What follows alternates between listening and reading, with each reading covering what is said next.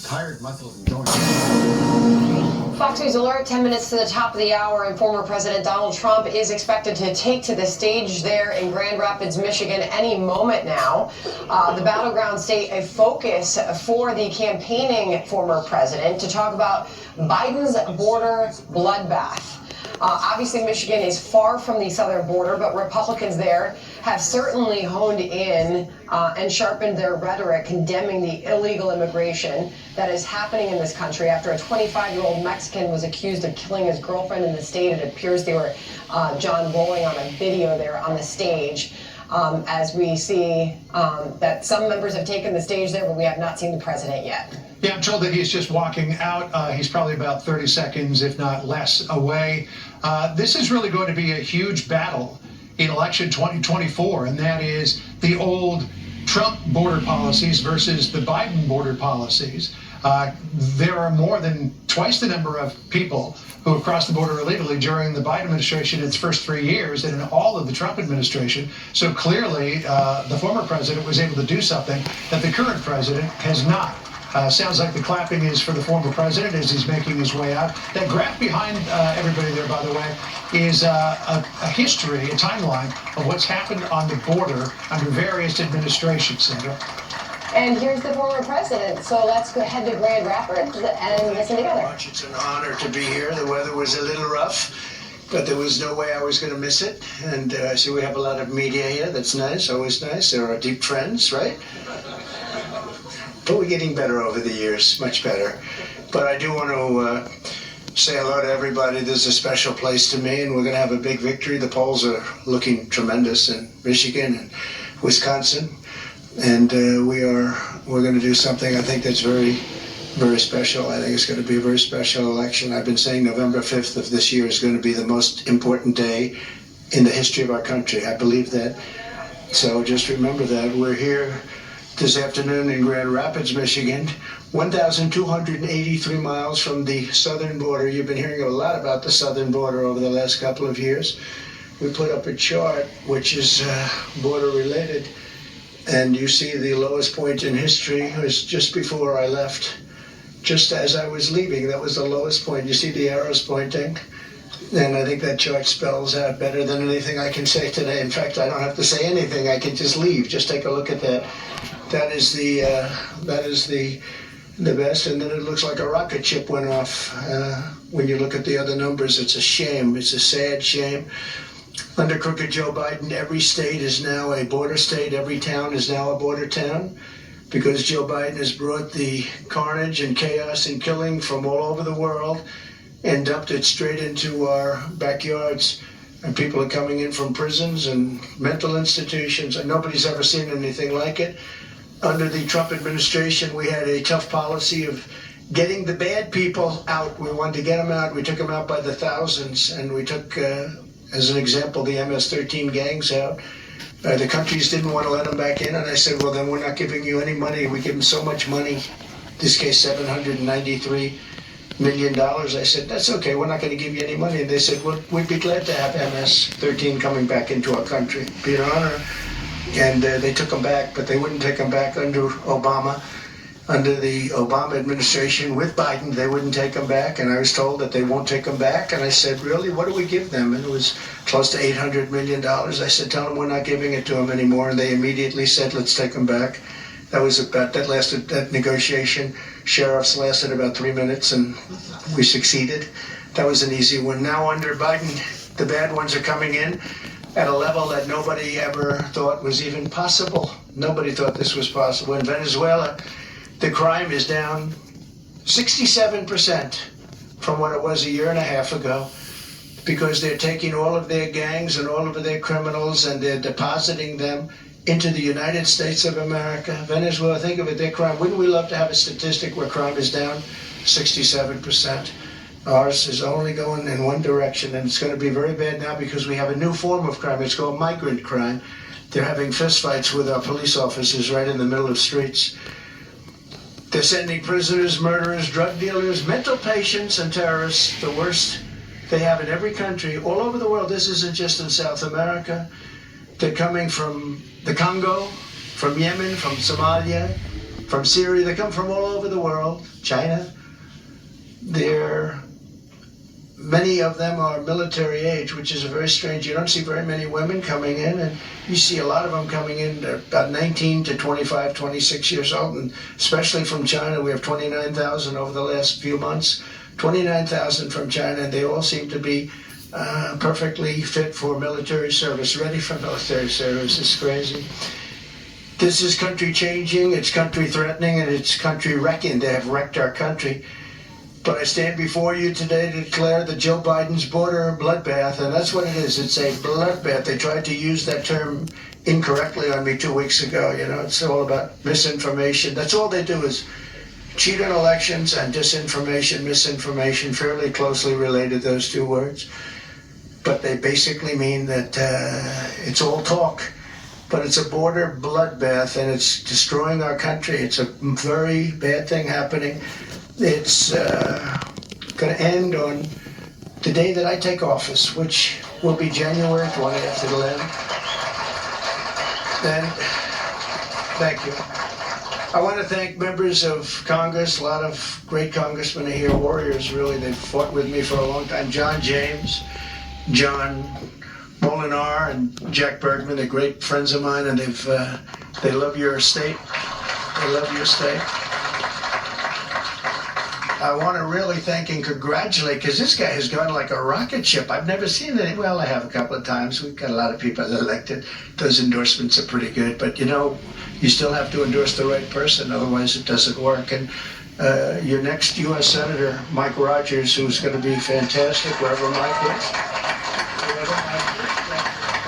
Thank you, Mike. He was a great congressman. He was a tough guy, too. He had one little sabbatical. He went to CNN for a little while. It's okay, you know, safe kind of way. But other than that, he's been great. Well, that's good, because now you'll get a few of the more moderate people were being nice. But he's a very respected person.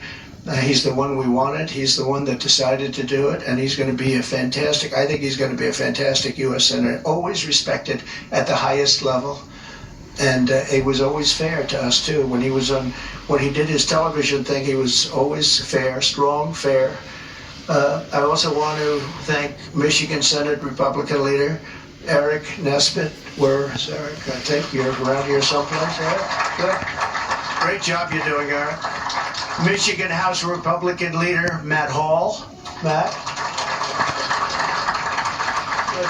They stand right in the middle, those guys. Former Detroit Police Chief James Craig, good guy too, good guy. Good guy, knows his way around, and has done a great job. Thank you very much. We have great support. I think he just supported Mike, actually, didn't he? Did I hear that? That's a big endorsement. That's a great endorsement. Thank you, James. Just second best. Well, thank you. Actually, Mike went up 61 points. Can you imagine that? He went up 61 points, and that's really. That's quite a raise. He went up in one night. And I think that primary is over. I think he's focused now on the Democrat. And the Democrat's a radical left lunatic and doesn't represent what Michigan stands for. I can tell you, doesn't represent the auto workers. And wants to do the all-electric cars all over the place that are all going to be made in China. And very bad. So I think that Mike Rogers is going to have tremendous success against her. Former Michigan Attorney General Bill Schuette, and thank you, Bill, very much. Thank you. And many other distinguished guests. We got a lot of people here, some ex-congressmen, some congressmen. I'm not going to go into it because we want to get down to business. We want to just get our country going again. We want to get the border closed, and we want to have people come into our country, but come in legally, right? Legally.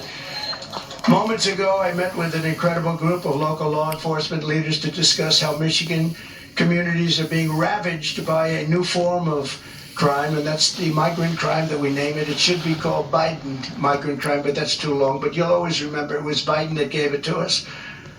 11 days ago, right here in Kent County, a 25-year-old Michigan woman named Ruby Garcia, who's become a very well-known name, beautiful young woman, was savagely murdered by an illegal alien criminal.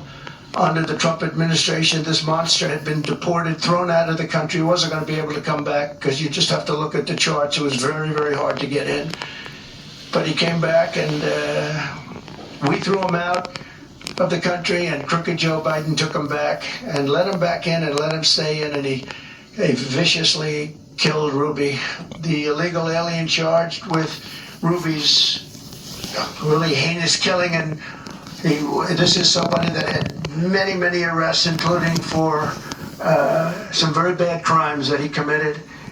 And he was set loose to roam our streets, and in this case, set loose to roam in Michigan by politicians that are left and weak and stupid. On March 22nd, he shot 17-year-old Ruby. Actually, she was a beautiful, beautiful young woman. Ruby Garcia was shot multiple times with an illegally obtained handgun.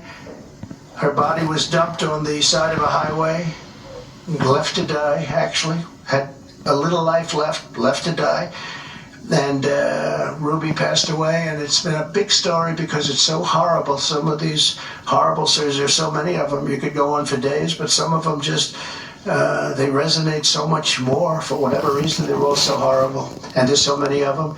Now Ruby's loved ones and community are left grieving for this incredible young woman, remembering what they called her. They said she had just this most contagious laughter, and when she walked into a room, she lit up that room. And I've heard that from so many people. I spoke to some of her family. 2 months ago, another illegal alien criminal was sentenced in Kent County by executing a 22-year-old Grand Rapids woman while she was in the car with her 1-year-old baby, shooting her at least 5 times all over with a rifle at point-blank range, while the killer was wanted for outstanding attempted versions of various forms of strangulation. They were looking for this particular killer all over the country. He was allowed to come into our country by a very weak border policy. And just a few weeks ago, I met with the grieving family of Laken Riley. You know Laken, she was incredible, top of her class. Everything was the top. She was the top of everything. She was incredible. I met the parents, incredible people. The 22-year-old nursing student in Georgia who was barbarically murdered by an illegal alien animal. The Democrats said, please don't call them animals. They're humans. I said, no, they're not humans. They're not humans. They're animals. And Nancy Pelosi told me that. She said, please don't use the word animal, sir, when you're talking about these people. I said, I'll use the word animal because that's what they are. I'll never forget my vow to her wonderful mother, father, and sister 2 weeks ago. And I said, I will deliver justice for Laken. I said that, and now, today, I'm adding something. It's going to be for Laken, and it's also justice for Ruby. We're going to deliver justice for Ruby. We're going to watch what happens with this thug. We're going to watch what happens. And we have all the law enforcement behind. They're going to be watching what happens to this thug. He's not going to get away with it. So many people get away with it. They say, oh, let him go, let him go. I'm the only one that has to put up a bond. You know, I put up a bond. I didn't do anything wrong. I had to put up a bond this morning for $175 million. I did nothing wrong. They can shoot somebody, kill somebody, and walk out of jail an hour later. How about that? Do you think that's a fair policy? That's called radical left. But not one more innocent life should be lost to Biden migrant crime. The first step to restoring safety in America is to fire crooked Joe Biden, get him out November 5th, and we're going to get him out. We're going to have more people voting, I think, than anybody can even imagine. And if that happens, if we swamp them, you know, swamps too. First you want to drain the swamp, but you want it for purposes of voting. You want to swamp them. And we're going to swamp them, and they won't be able to cheat because they're very good at that. 3 years ago, we had the most secure border in U.S. history, and you see that up there. We ended catch and release. We built 571 miles of border wall very successfully. We're all ready to add another 200. That's far more than I said I was going to build, but it worked so well. We got Mexico to send 28,000 soldiers. For those people to say Mexico, oh, they didn't give the wall. Well, they didn't give the wall. They gave more. They gave us 28,000 soldiers for years. That's why my numbers were so good. 28,000 soldiers. I said, you have to give them. They said, We wouldn't do that. Why would we do that? By the way, did you see Mexico's now asking for $20 billion a year to even sit down and talk to these people? They wouldn't ask me for that. $20 billion a year. Have you seen that? I don't know, Mike Rogers. I think we're going to have to stop that. But $20 billion a year they want just to sit down and talk. Think of it. How crazy is it all? Where have we come? But they said, no, we won't give you soldiers. Why would we do that? Oh, he said, yes, you will. Oh, you're going to give me the soldiers. No, we will not do that. Of course, that's what you'd say. That's what I'd say. You will do it 100%. I will do anything you ask, including I'll make a really major bet. You will do it. The 28,000. Nope, we won't do it. I said, here's the story. If you don't have this approved, it was Friday evening, immediately I'm going to sign a bill where we're going to tariff your cars and all of the other things you send in to hurt Michigan and to hurt other, but regardless of that, because the new threat is China is now building factories, not with me, they weren't, in Mexico. They're going to build cars in Mexico and sell them, and they think they're going to sell them over our border with no tax. Okay? And not going to happen with me. With Biden, it's going to happen. And Michigan and the United Auto Workers will be totally out of business. They're the biggest car plants anywhere in the world. And they're building them in Mexico. A friend of mine builds plants. That's all he can do. He can't walk across the street, but he's the greatest builder of car plants. If you ask this guy, who won the game last night? I don't know. I couldn't care less. All he can do is build plants. He's unbelievable. I said, I want to take a look at some of the plants. He said, okay, well, you ready to go to Mexico? So that was bad enough. Then he said, because China's building the largest plants anywhere in Mexico, right along the border, and they're going to make cars. They're not doing it with me. With me, they're going to be tariffed to a level that those cars will not happen.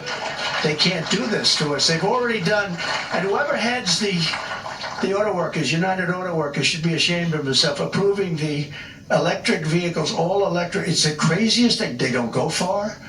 I was just telling the people in the back, I was going to use folks, but I don't like using the word because Biden used it in every single speech. Hello, folks. It's like a nervous habit with him. Hello, folks. Thank you, folks, hundreds of times. So I just sort of put that out. But I was telling the people behind me, it would have been a nice time to use that term too.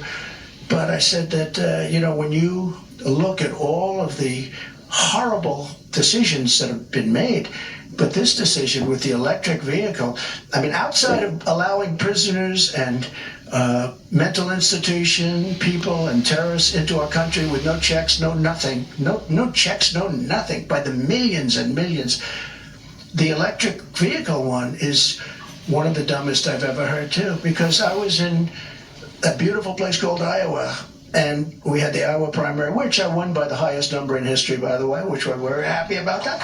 By double the highest, actually. We had double the highest, the best margin doubled. Anyway, so I love it, but it happened to be a little cold that night. It was 40 degrees below zero. And there were more electric cars. I said, what are all those cars doing all over the streets? They're electric cars, so they don't work in the cold. So they're going to have to do a little business first. And I want them people to buy an electric car if you want one. But I want them to be able to buy every other form of transportation. I want you to use gasoline a lot because we have more gasoline than any country anywhere in the world. So we're playing into China because they're going to make all the other, that's what they have. They have that. We have gas. We have gasoline. We have oil and gas. We have gasoline. And I said, isn't it a shame? We play away from our strength. And we play right into their strength by doing this. And the first day, I promise you, I will sign with the electric vehicle mandate is gone. If you want an electric car, you can buy it, but you're going to be able to buy every other form of push, every other form of car and engine and motor that you want, and you're going to have it, and the car companies are going to have to go back. I don't know if you know it, the reason the car companies, the massive subsidy that this country is paying to try and get these cars sold. We have hundreds of thousands of cars electric. They can't sell them. People don't want them. And you got to go with the market. We've sold about 5% of our cars are electric, and that's fine. I think they're fine if you like to go short distances. If you want to take a trip, I don't think you want to do that. I don't recommend electric. Maybe someday they'll be able to do it, but right now they're not even close. So we're going to end that immediately. We're going to end it day one. But we had remain in Mexico. Think of this. We had the 28,000 soldiers And when I said, I want them now, we had them the following week. That's why our numbers are so good. But we have remain in Mexico, safe third country agreements, asylum bans, Title 42. When people were sick, we don't want them coming into our country with contagious diseases, and they have it. And all of a sudden you see these contagious diseases spreading, and everyone's saying, I wonder where they came from. I can tell you where they came from. And we had what's called a rapid removal policy, very rapid removal, like how about the following day and even that evening. And all of that's been ended by crooked Joe Biden. It's just so sad. And that's why you see the numbers on the chart where they look like the rocket ship. Joe Biden and his party came in and they blew it all up. Everything was, all the things we did in so many other ways too, with trade, so many things. We took in hundreds of billions of dollars from China, and they're soft on China. They're soft on everybody but me. They're very tough on me. They are soft on everybody, but they're tough on me. But that's okay. It's going to all work out very nicely because the people of this country understand it. You can't interfere with elections like they do. And it's the only thing he's got going, if you think about it. The border policies are horrible. All of his policies are horrible. You look at inflation, inflation's through the roof. No matter what money people are making, the inflation is better. Unless you quadrupled your salary, the inflation is just destroying people in this country, where bacon is up 3 and 4 times, where the food prices are so bad, the energy prices. And by the way, energy's going up again, in case you haven't noticed. Fentanyl and opioid deaths in your state are up 32%, and deadly drugs pour across the border at levels that nobody's ever seen before, steering thousands and thousands of these vats of poison right into Michigan lives. And once peaceful, suburban Michigan is really now, you're under an invasion. And there's no way you can vote for this guy. I mean, look, I don't want to be too casual about it. There's no way you can vote for this guy. You see what I see, and there's just no way. If he makes it to the starting gate, which I find it hard to believe, but if he does, there's just no way. We have to get law and order back. These are the best people in the world. They will know. The sheriff's behind me, and this is in all states. Somebody said, how will you get these criminals out? I say the sheriffs, the police officers, the police, law enforcement, in their local communities, they know every bad kid, they know every bad person, they know their first name, their middle name, they know their phone numbers, they have their cell phones, they have everything about them. They know exactly what to do and how to do it. These guys know exactly what I'm talking about, but we have to let them do their job, and we're going to work out a federal immunity for police so they're allowed to do their job without losing their house and their pension and everything else when the liberal governors and mayors don't back them.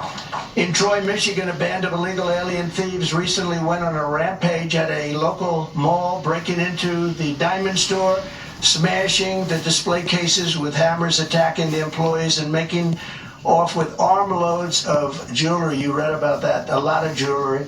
Oakland County organized squads of illegal alien gang members are helping, and they're hiding all over and breaking into rural communities. They're hiding in bushes, actually. They say they hide in bushes and then they break into a house when the people leave, and sometimes when the people are there, which is probably worse. But into the rural communities, suburban communities. And you know, the suburban housewives actually like Donald Trump. You know why? Because I'm the one that's going to keep them safe. They like to say, well, the suburban housewives, I don't know. I think I do great with the suburban housewives because they want to remain safe. But they loot the jewelry, they take their purses, electronics, watches, all of their cash, and the people come back and they say, what happened? If you don't want illegal alien criminals crawling through your windows and ransacking your drawers, then you must vote for the fact that we have to throw crooked Joe Biden out as fast as possible. The damage he can do, and we're talking about a certain type of damage. An even bigger damage could be World War III, because this guy has no clue. He can't put two sentences together. And he's dealing with Putin, and he's dealing with President Xi, and he's dealing with Kim Jong-un. All people I know very well. We were under no threat from anybody until this guy got in office. Now they're talking nuclear all the time. We didn't talk nuclear.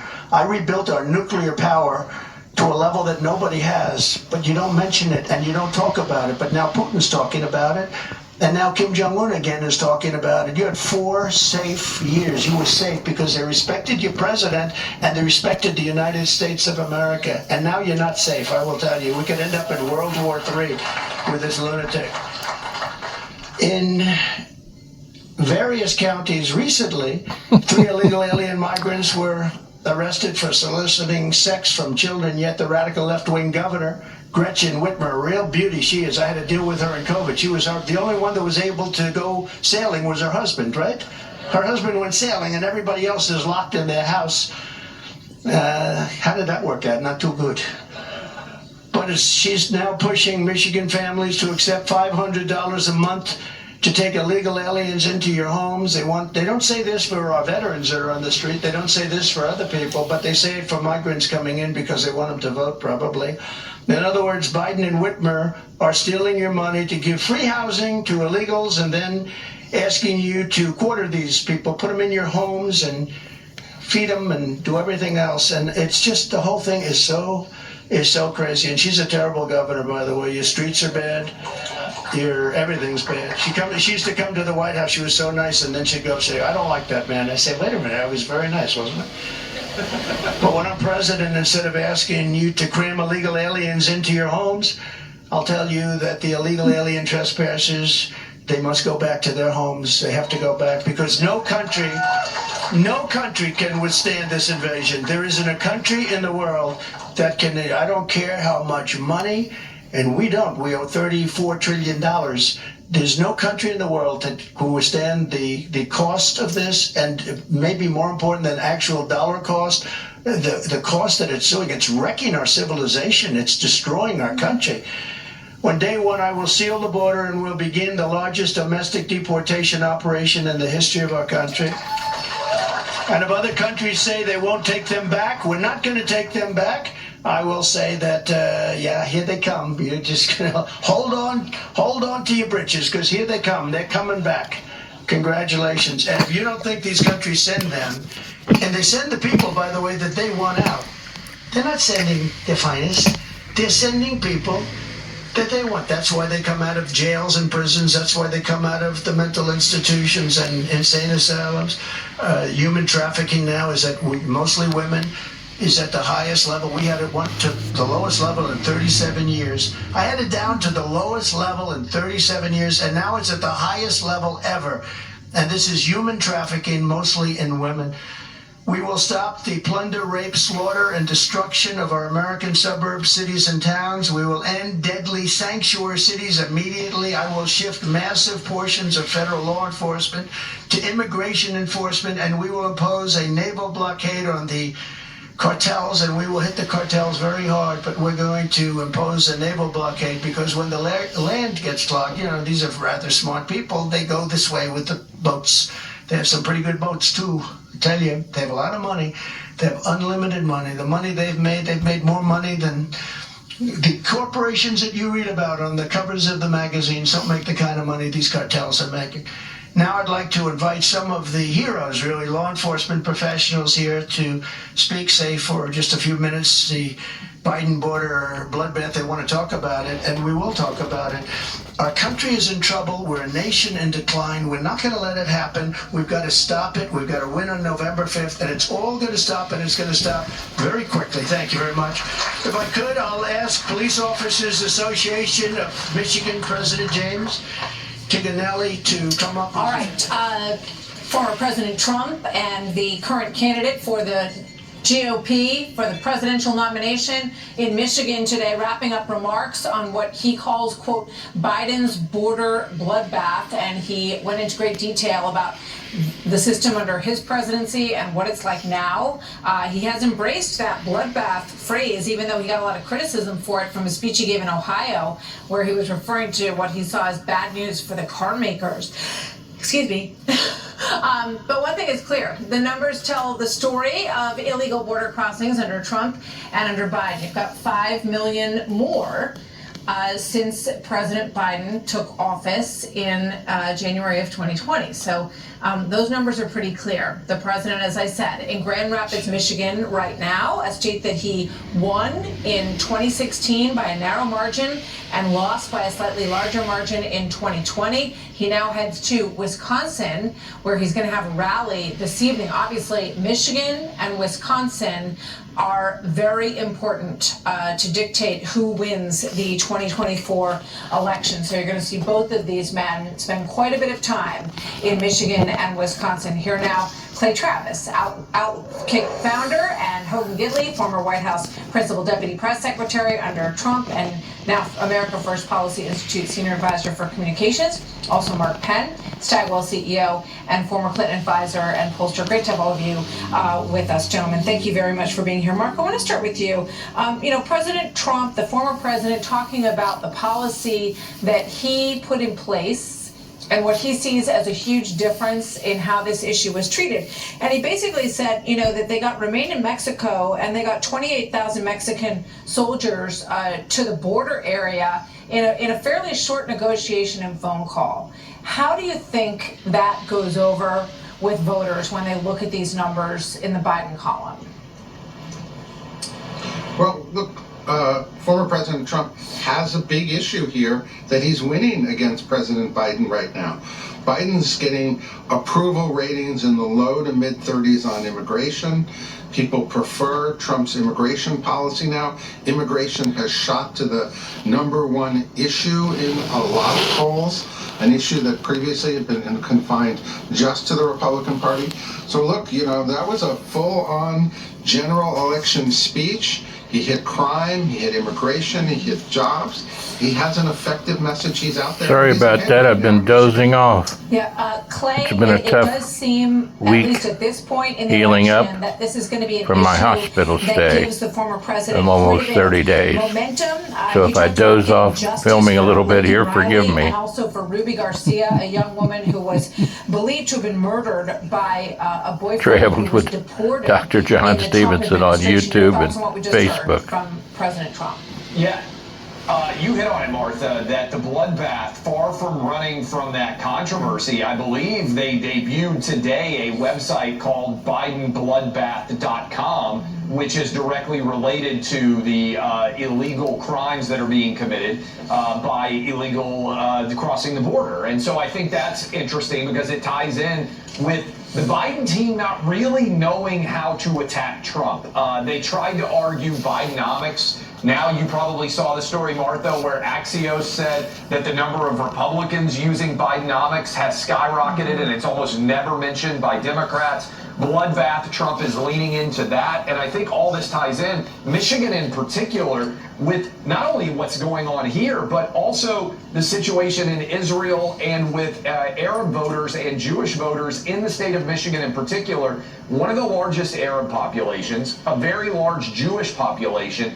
Can Joe Biden win Michigan without being able to win the same majorities of Jewish and Arab voters that he did in the past? I think he's very vulnerable there. Trump has a better message, and I actually thought he was very disciplined in this speech, directly focusing on the things that Biden is weakest on, as opposed to getting distracted.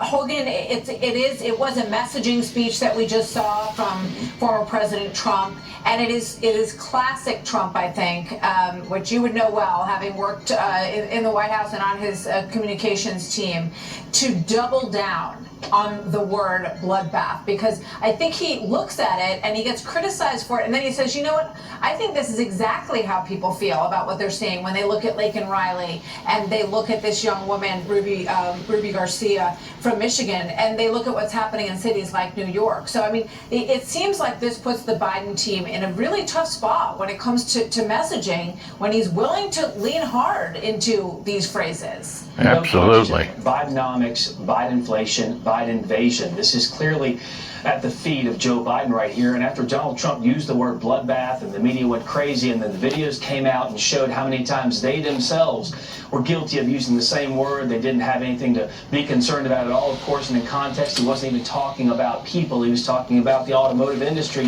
He said, you know what, I'm going to use this term to my advantage because what's happening along this southern border is, in fact, a bloodbath. We're losing more than 100,000 people a year in fentanyl overdoses by people coming across the southern border bringing those drugs.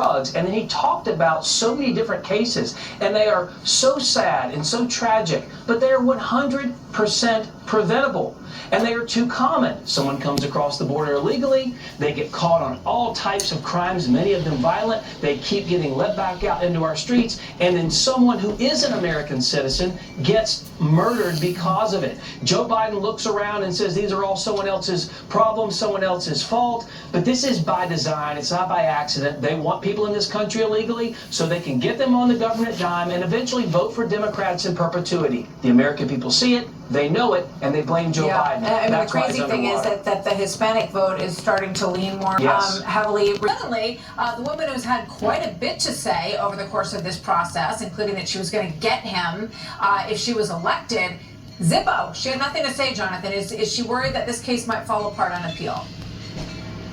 Well, she should be, because the best hope she had is that he would not be able to come up with a bond and she could seize the property.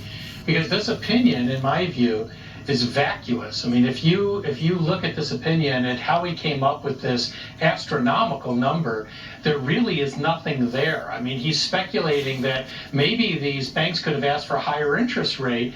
That's not so clear. These banks were saying that this was a whale of a client. They wanted more business with him. The Trump organization was notorious for getting good deals from banks at considerable pressure on them. So it's not a convincing figure in any respect.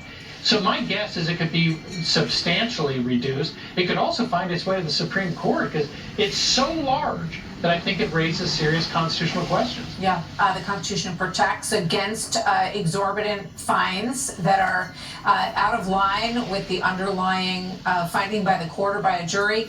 I want to ask you about this Judge Merchan issue and whether or not you think that the former president has been out of line with what he said about her daughter. Because if you watch some of the other channels, you don't get a whole lot of information about the background on all of this. And here's what he said in his Truth Social post, the former president. He says, Judge Merchan, a very distinguished looking man, nevertheless a true and certified Trump hater. He goes on to say his daughter is a senior executive at a liberal Democrat firm that works for Adam, Shifty Shift, the DNC, a PAC, and even crooked Joe Biden. So he's saying that he's going after her because she presents a conflict of interest for her father's case. Where do you come down on this, Jonathan? Well, first of all, I have been critical of gag rules for decades. I think they do have free speech implications, but we've never seen anything like this. I mean, you've got prosecutors that delayed bringing cases until just before an election, judges who are putting the pedal to the metal to make sure they can have trials before the election, and now you have this imposition of a gag order. That's not very fair. It's also ironic to see these other channels because for months they've been attacking the family members, for example, of Supreme Court justices who are involved in political activities, and they're aghast at the potential for a conflict.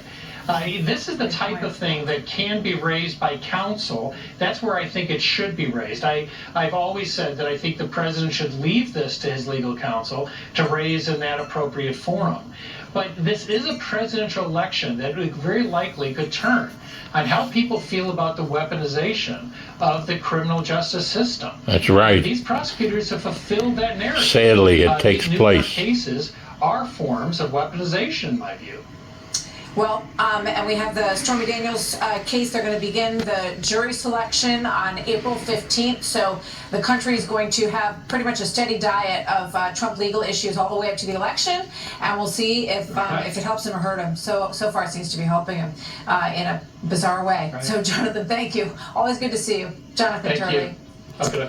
He had an extraordinary story, this man. Lou Conter. That's next. Last of the USS Arizona.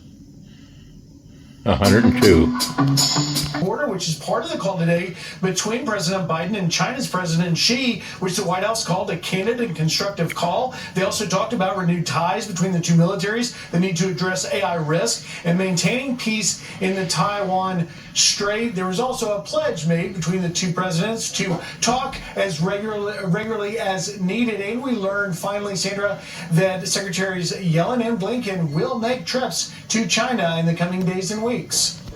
Be able to have the right intelligence, and they acted on it very decisively. Iran will likely focus on them.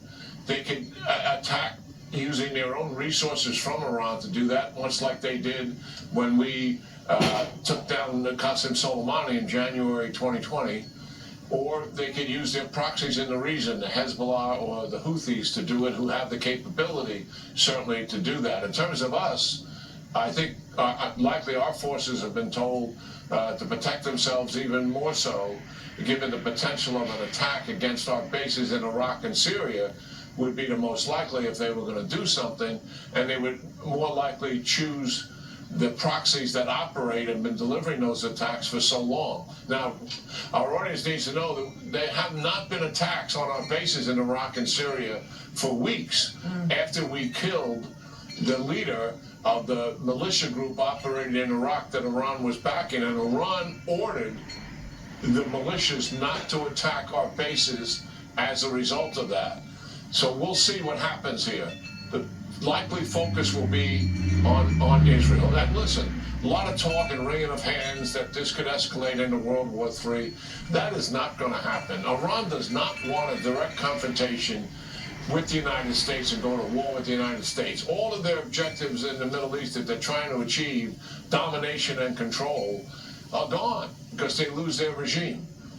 They know that, and they understand that, and their actions have been along those lines. When we take action against them, they take measured action against us, and I think that's what we'll see here. General, thank you for your thoughts on that. I've only got about 30 seconds left or so, but I want to get this in here because President Biden has just put out a tweet on the official White House account about his call he had today with China's Xi Jinping. He says, "Today I had a candid conversation with President I do not trust President Biden with anything he does with China or Russia, period, or Iran, period. Maintaining peace Shameful." and stability across the Taiwan Strait and in the South China Sea, and raised concerns over the PRC's support for Russia's defense industrial base, their unfair trade practices, and economic and technological practices that harm American workers and families.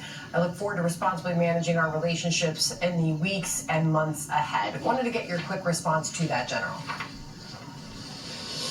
Yeah, well, certainly talking, these two leaders having a dialogue makes sense, and we've always done that in the past with other adversaries.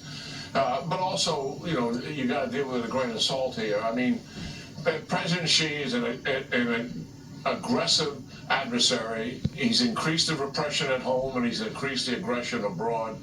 Our sources are telling us with some credibility that he doesn't want any kind of increase in aggression that would lead to some kind of confrontation in the next couple of years, which is very different from what he said in the past because of the economic challenges he has at home.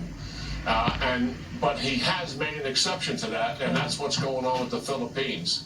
Yeah. He is completely frustrated by the Philippines giving us 4 military bases to use. And he's going after Marcos because Marcos is completely different than his predecessor. Marcos has aligned wholly with the United States. And that is one of the issues that the president was talking to him about in his aggression towards the Philippines. General, always appreciate a discussion with you. Appreciate you joining us. Thank you.